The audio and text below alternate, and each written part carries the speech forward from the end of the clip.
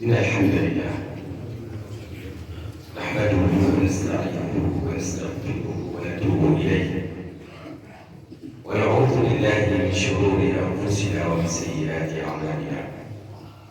إنه من يهده الله فلا مضل له ومن يضلل فلا هادي له، وأشهد أن لا إله إلا الله وحده لا شريك له، لا مثل له، لا شبيه له، الواحد الأحد، الفرد الصمد، ليس كمثله شيء وهو السميع البصير.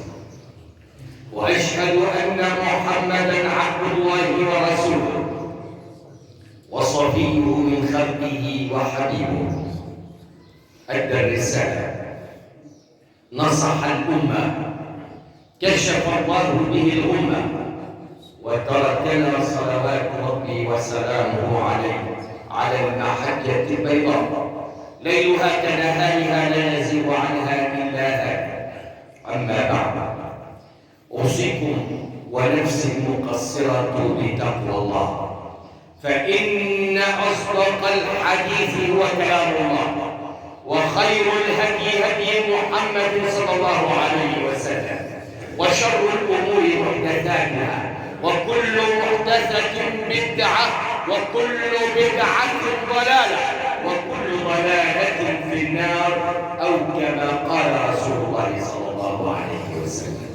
فأوصيكم أخوة الإيمان والإسلام بتقوى الله، تقوى الله التي أوصى الله بها أمتنا والأمم السابقة من قبلنا.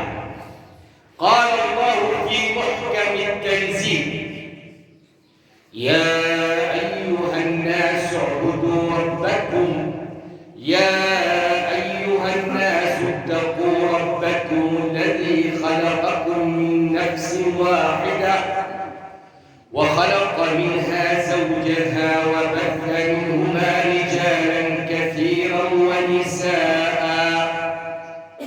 وقال سبحانه وتعالى: ولقد وصينا الذين أوتوا الكتاب من قبلكم وإياكم أن اتقوا الله، أن اتقوا الله، فمن اتقى الله وقاه، ومن شكر الله زاده. وبعد، أخوة الإيمان والإسلام، اصطلح في هذه الأوقات لدى ما يسمى بالمجتمع الدولي أن الجمعة الأولى من شهر شوال احتفالية كبرى بما سموه اليوم العالمي لليتيم. يحضر رجال العلم ورجال السياسة ورجال الفن ورجال الرياضة، يأخذون مع الأيتام في كل بقاع الأرض وفي كل بقاع العالم الصور التذكارية. فهل هذا هو حق اليتيم؟ والله لو تدبروا كتاب ربنا جل وعلا الذي لا يأتيه الباطل من بين يديه ولا من خلفه، لوجدوا أنه مما يقرب من 14 قرناً من الزمان نزل القرآن الكريم في 23 موضعاً في القرآن الكريم خاصة باليتيم. 23 موضع في القرآن الكريم خاص باليتيم. فمن هو اليتيم؟ اليتيم أخ الإيمان والإسلام هو من فقد أباه. في فصيلة الإنسان وسلالة الإنسان اليتيم من فقد أباه. أما في الحيوان والطير فاليتيم هو من فقد أمه. لماذا؟ لأن في سلالة الإنسان الأب هو العائل، للأسرة وللأبناء. فإذا فقد الأبناء أباهم فقد فقدوا الحنان، فقد فقدوا التربية، فقد فقدوا من يحنو عليهم ويشفق عليهم ويكد ويتعب من أجلهم. لذلك سموا بالأيتام.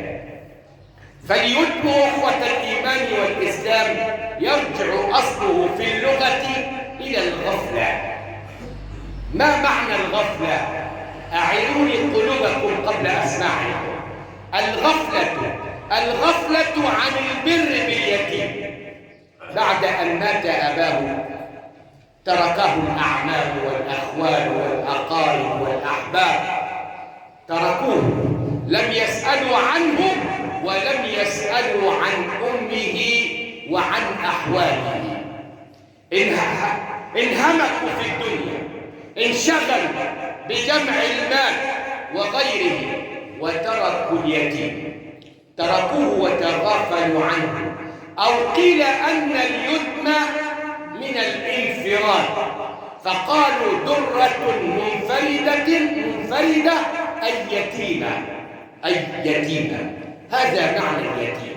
فاليتيم هو الذي مات أباه ولم يبلغ بعد الحلم. فمن بلغ الحلم أي بلغ مبلغ الشباب فليس بيتيم. فاليتم أخوة الإيمان والإسلام هو كذلك كما عرفه العلماء. ذكر في 23 موضعا ذكرها ربنا جل وعلا. ويكفي اليتيم شرفا أن الحبيب المصطفى محمد صلى الله عليه وسلم تقلب في اليتيم. محمد صلى الله عليه وسلم الأغر عليه من النبوة خاتم من الله يلوح ويشهد. وضم الإله اسم النبي إلى اسمه إذ قال في الخمس المؤذن أشهد، وشق له من اسمه ليجله، فذو العرش محمود وهذا محمد. صلوا عليه. محمد صلى الله عليه وسلم مات أبوه وهو جنين في بطن أمه، ثم ماتت أمه وهو يبلغ من العمر قيل 6 سنوات.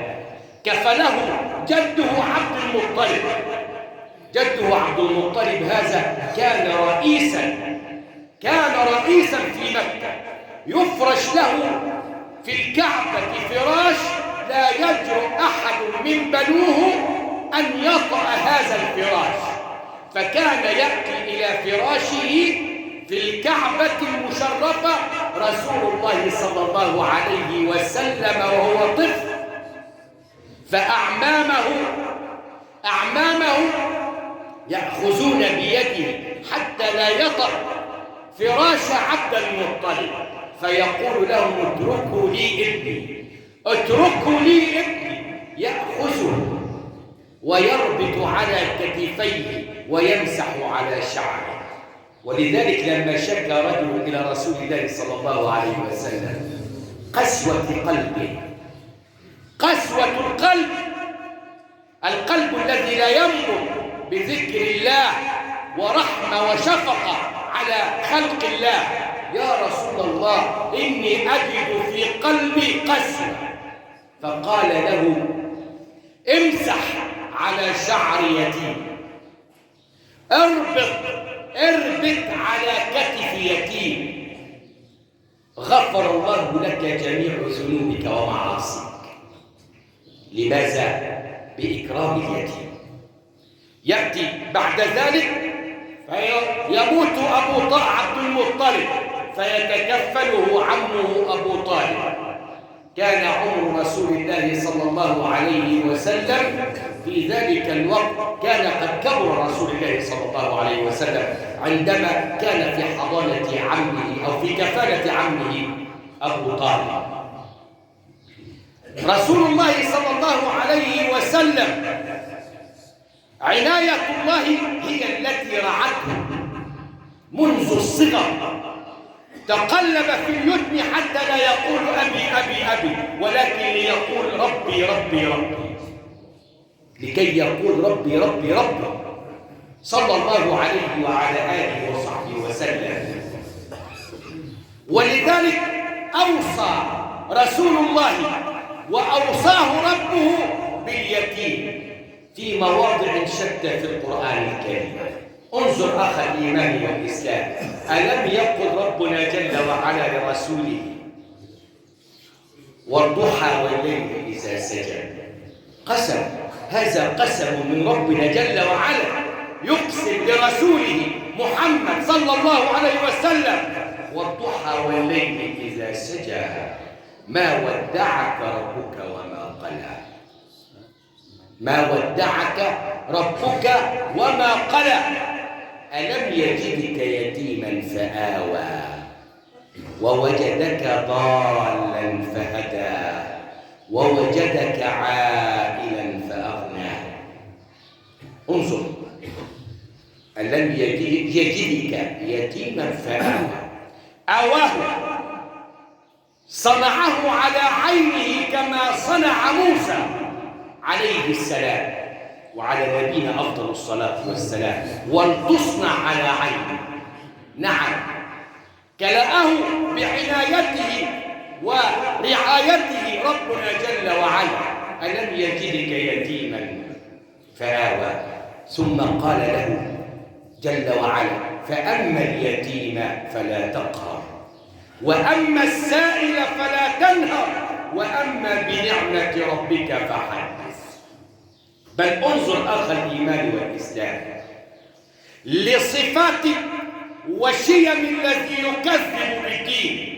ألم يقل ربنا في القرآن الكريم أرأيت الذي يكذب بالدين؟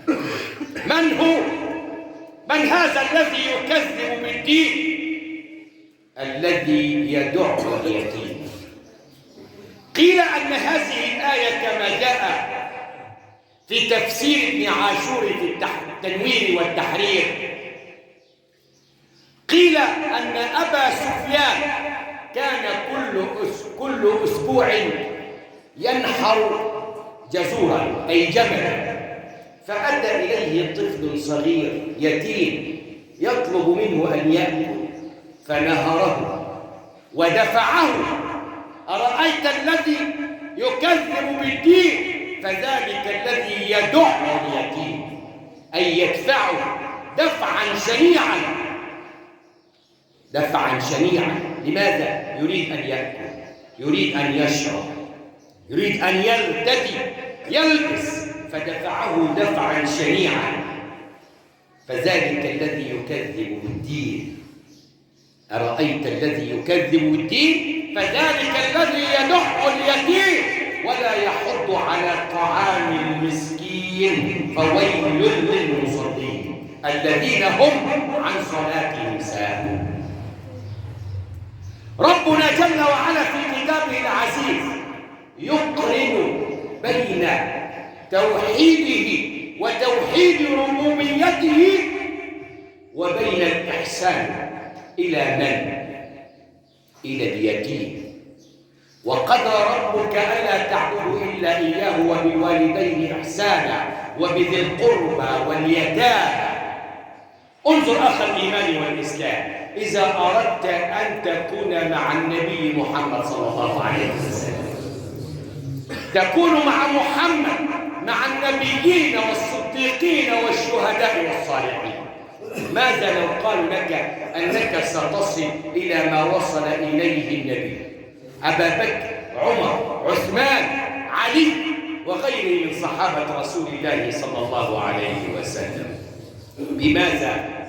يقول رسول الله صلى الله عليه وسلم أنا وكافل اليتيم كهاتين في الجنة، وأشار بإصبعيه السبابة والوسطى هكذا قال رسول الله صلى الله عليه وسلم أنا وكافل اليتيم كهاتين في الجنة.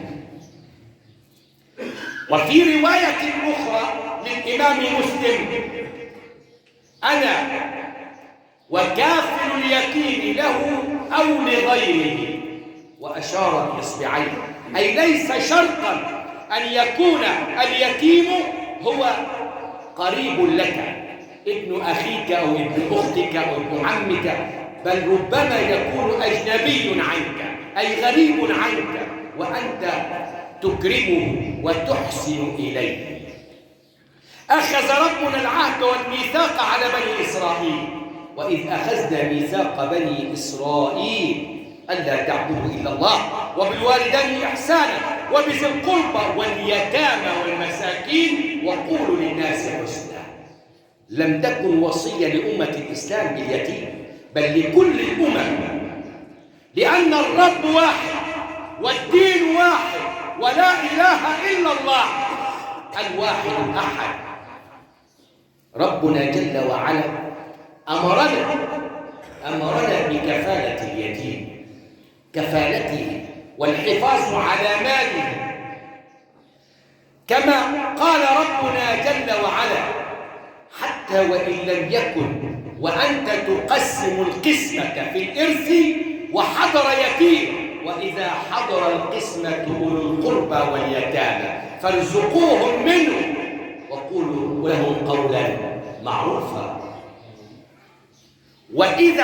حتى إذا بلغوا النكاح فإن آنستم منهم رشدا وابتلوا اليتامى حتى إذا بلغوا النكاح فإن آنستم منهم رشدا فادفعوا إليهم أموالهم ولا تأكلوها إسرافا وبدارا أن يكبروا. جعلك الله كفيلا على مال يتيم لديه المال، تضيع له المال بتاعه لغاية ما يكبر ما يلاقيش ولا مليم معاه. انت كفيل على مال اليتيم وجعلت من نفسك كفيل عليه وتحملته تراعي المال بتاعه، تسيب المال. ده مال اليتيم فيه زكاة، مال اليتيم فيه زكاة. رسول الله صلى الله عليه وسلم قال: تاجروا في مال اليتيم حتى لا تأكله الصدقة، ما عليه زكاة في المال. لو المال ده ما نماش وزاد بالتجارة والربح كل سنة يطلع عليه زكاة المال ينتهي، يطلع اليتيم يكبر ما يلاقيش مال. أو يكون أنت كفيل على يتيم وفاكر نفسك إنك أنت كده بتكرم اليتيم، تروح هات له أحسن حاجة يلبسها وهات له أحسن حاجة ياكلها وهات له أحسن حاجة. أنت فاكر نفسك إنك أنت بتكرم اليتيم كده، أنت ما بتكرموش، أنت بتضيع المال. وهل أنت تعامل أبنائك هكذا مثلما تعامل اليتيم؟ لما تذهب لشراء شيء ما لابنك مش بتفاصل مع الراجل وتقول دي ب2 ودي ب10 ودي ب20؟ اشمعنى لما انت ربنا جعلك كفيل على مال يتيم ما بتراعيش المال وبتدفع بلا حساب؟ لابد ان تكفل هذا اليتيم، طالما كفلته لابد حتى التربيه. لما سئل رسول الله صلى الله عليه وسلم: أأضرب يتيمي؟ قال له: أدب يتيمك مثلما تؤدب ابنك. عامله معاملة ابنك بالظبط في حرصك عليه، حرصك على ابنك اللي يكون نافع وناجح، نفس الكلام. احرص على نجاح هذا اليتيم لو أنه فكاكك من النار. انظر أخ الإيمان والإسلام، ألم يقل ربنا في كتابه العزيز: ويطعمون الطعام على حبه مسكينا ويتيما وأسيرا؟ إنما نطعمكم لوجه الله لا نريد منكم جزاء ولا شكورا. ما النتيجة؟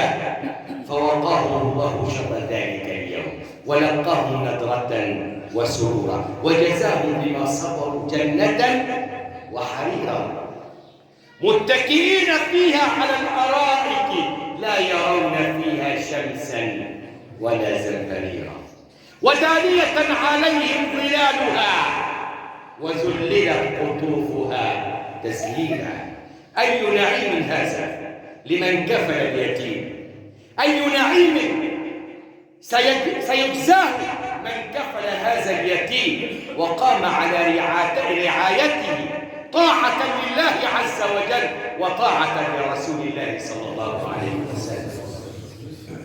انظر أخ الإيمان وتعجب، رجل يخلق الله جل وعلا على صورته ملك من الملائكة، ملك من الملائكة يخلق على صورة رجل، أي والله نعم، صاحب أبا حنيفة، وكلكم تعرفون أبا حنيفة النعمان صاحب المذهب الحنفي، رجل صاحب الإمام أبا حنيفة، رجل تقي ورع، كان يغزو عاما أي يجاهد في سبيل الله عاما ويحج عاما.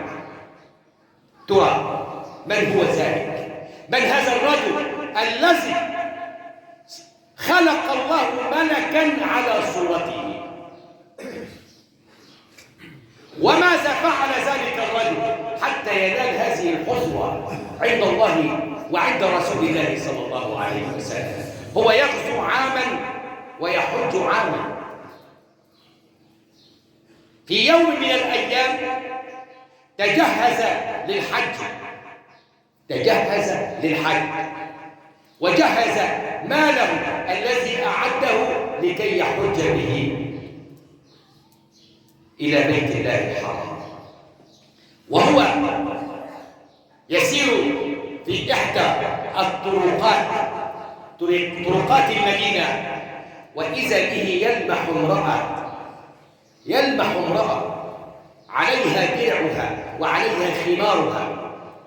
هذه المرأة تتنحى جانبا حيث كوما من القمامة، كوم من القمامة، وتأخذ شيئا من القمامة وتضعه تحت خمارها وتحت درعها. فماذا فعل هذا الرجل؟ استوقفها. ربما قائل يقول لماذا استوقفها؟ الشبهات، الناس تقول بيوقف ورا ليه؟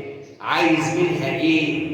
بس الناس دي ناس تعرف ربنا سبحانه وتعالى، المعامله بينه وبين ربنا مش عايل هم الناس. ما لنا ومال الناس؟ ما الناس بتقول لا سلامه من ألسنة الناس. عملت كويس الناس بتتكلم، عملت وحش الناس بتتكلم، الناس طول عمرها بتتكلم، لا سلامه من ألسنة الناس. فقال للمرأة: يا أمة الله، ما الذي التقطتيه من على كوم الزبالة ووضعتيه تحت خمارك وتحت درعك؟ فقالت: لا شأن لك، اذهب، لا شأن لك. فألح عليها ذلك الرجل الصالح، ألح عليها: يا أمة الله، قولي لي ما الذي التقطيه من كوم الزبالة أو القمامة؟ فقالت له: اغرب عن وجهي يا رجل، والله إن لدي 4 بنات أيتام لم يأكلوا اللحم منذ أمد بعيد. ما كانوش لحم، بقالهم فترة كبيرة ما كانوش لحم.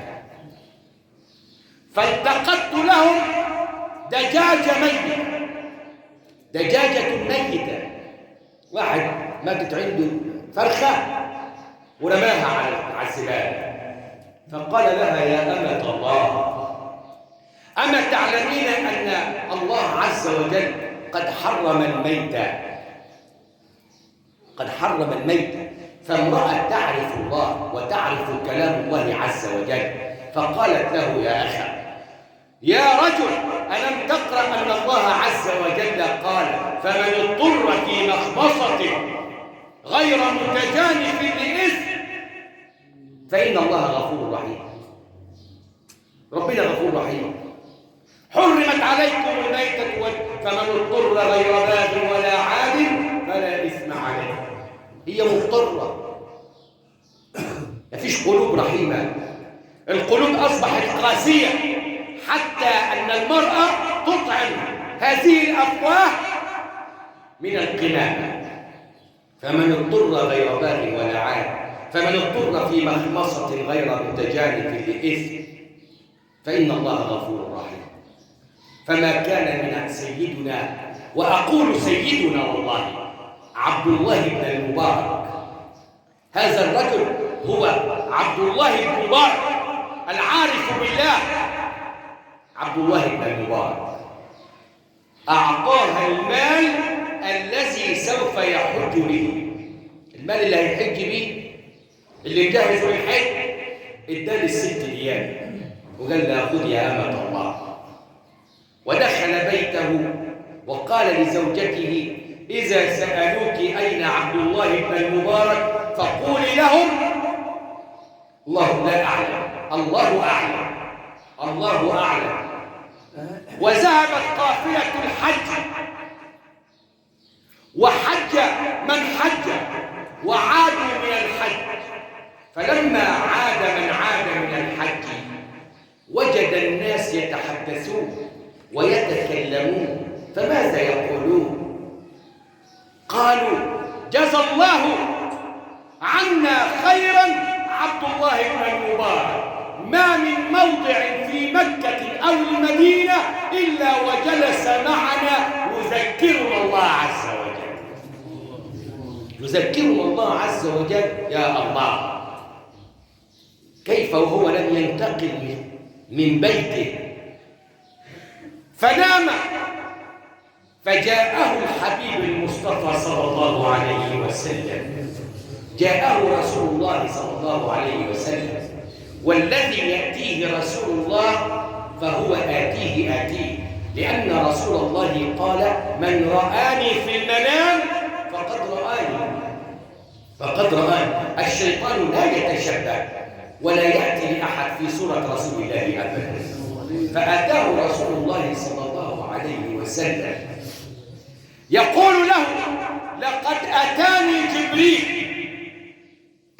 جبريل وقال يا محمد السلام يقرئك السلام، قل لعبد الله بن المبارك إن الله عز وجل قد خلق على صورته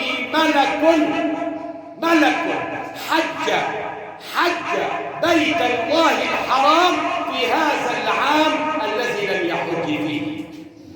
فقد خلق الله على صورة عبد الله بن المبارك هذا الملك الذي حج عنه وجلس مع الحجاج يذكرهم ويعلمهم.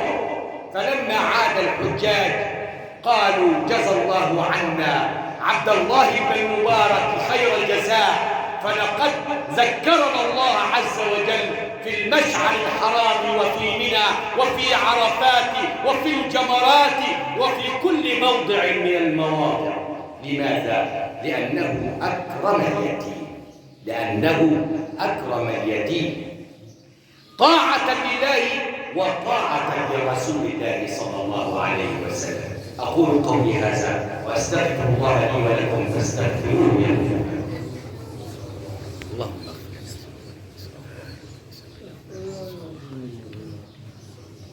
اللهم أرنا الحق حقا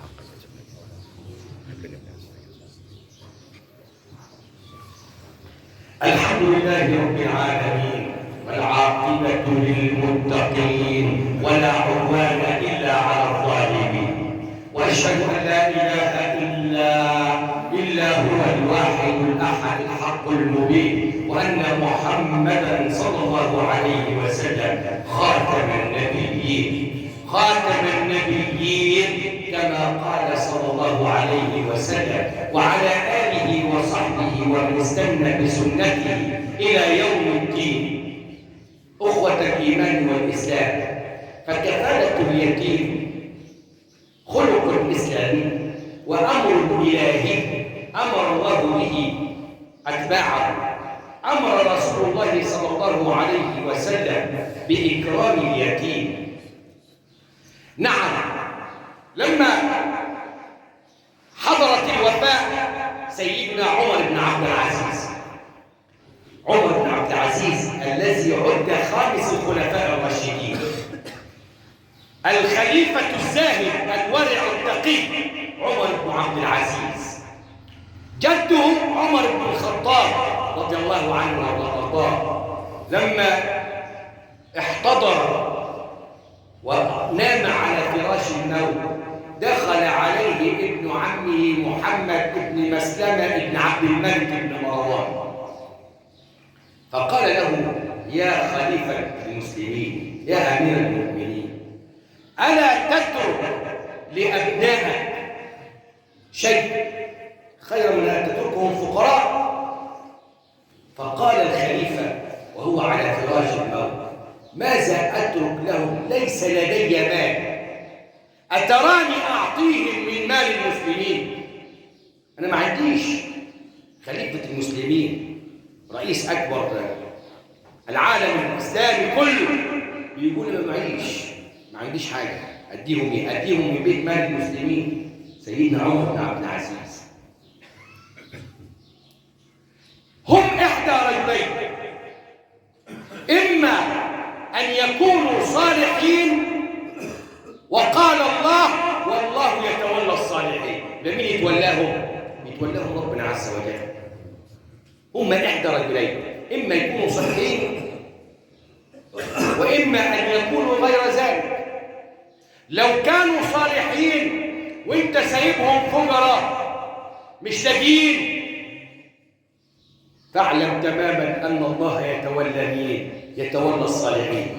هل ربنا سبحانه وتعالى هيترك عباده الصالحين؟ لن يترك عباده الصالحين. وإن كانوا غير ذلك لا أترك لهم مالا يستعينون به على معصية الله. انت لو سايب ولد مش كويس، ذريتك مش كويسة، وسايب لهم مال، تخيل كده ممكن يعملوا بيه ايه؟ هيستعملوه، اكيد هيستعملوه في معصية الله عز وجل. لازم يستعملوه في معصية الله لانهم غير صالحين. فقال: ادخلوا علي بني. فدخلوا عليه في فراش الموت وقال لهم: ليس لدي مال ولا أعطيكم من مال المسلمين أبدا، فإن كنتم صالحين فالله يتولى الصالحين، وإن كنتم غير ذلك لا أدع لكم مالا تستعينون به على معصية الله، اخرجوا عنه. فخرجوا عنه. فدارت الأيام وليس بالوقت الكثير حتى جاء بعض بنوه على جمل يحملون الصدقات للفقراء والمساكين والأيتام. لماذا؟ لأن الله لا يتولى الصالحين. اللهم تولنا ورعنا يا رب العالمين. اللهم اجعلنا من الذين يستمعون القول فيتبعون أحسنه. اللهم آت نفوسنا تقواها وزكها أنت خير من زكاها، أنت وليها ومولاها. اللهم آتنا في الدنيا حسنة وفي الآخرة حسنة وقنا عذاب النار. اللهم اشف مرضانا وارحم موتانا واختم لنا بالباقيات الصالحات أعمالنا. اللهم اجعل القرآن الكريم ربيع قلوبنا وجلاء همومنا وأحزاننا يا رب العالمين. اللهم يا ربنا اجعلنا من المتكفلين بالأيتام يا رب العالمين. اللهم ارزقنا التقى وارزقنا العفاف والغنى. اللهم انصر أهل غزة يا رب العالمين، انصرهم يا رب العالمين، سدد رميهم يا رب العالمين، انصرهم على أعدائك أعداء الدين، إنك ولي ذلك والقادر عليه. عباد الله.